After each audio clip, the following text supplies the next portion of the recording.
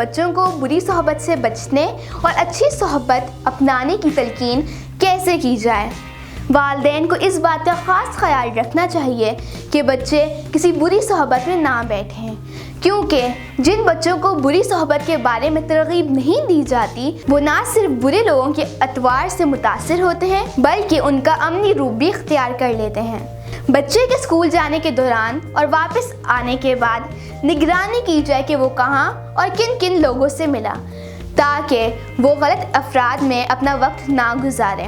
اسی طرح جو والدین اپنے بچے کو غیر اخلاقی فلمیں اور ڈرامے دیکھنے کی اجازت دیتے ہیں، گویا وہ اپنی اولاد کو نہ صرف تباہی کے گڑھے میں خود دھکیلتے ہیں بلکہ ان میں بری محفل اختیار کرنے کی رغبت کا باعث بھی وہی بنتے ہیں۔ والدین کو چاہیے کہ وہ بچوں کے موبائل اور دیکھے جانے والے ٹی وی چینلز پر کڑی نظر رکھیں اور بچوں کے بک شیلف اور بیگ کو بھی چیک کریں کہ کہیں اس میں غیر اخلاقی رسالے اور ممنوعہ مواد موجود نہ ہوں۔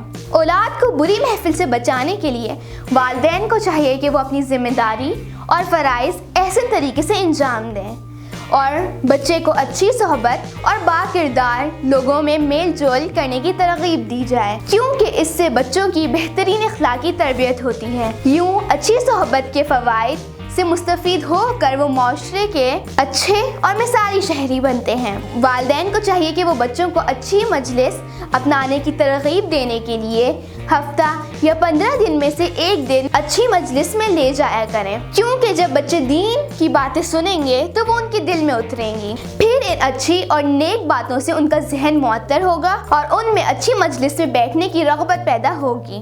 یہ تھا ہمارا آج کا موضوع۔ انشاءاللہ ہم لوگ نئے موضوع کے ساتھ نئی ویڈیو میں ملیں گے۔ آپ ہمارے چینل کو سبسکرائب کریں، لائک کریں اور اپنی تجاویز سے ہمیں کامنٹس میں آگاہ کریں۔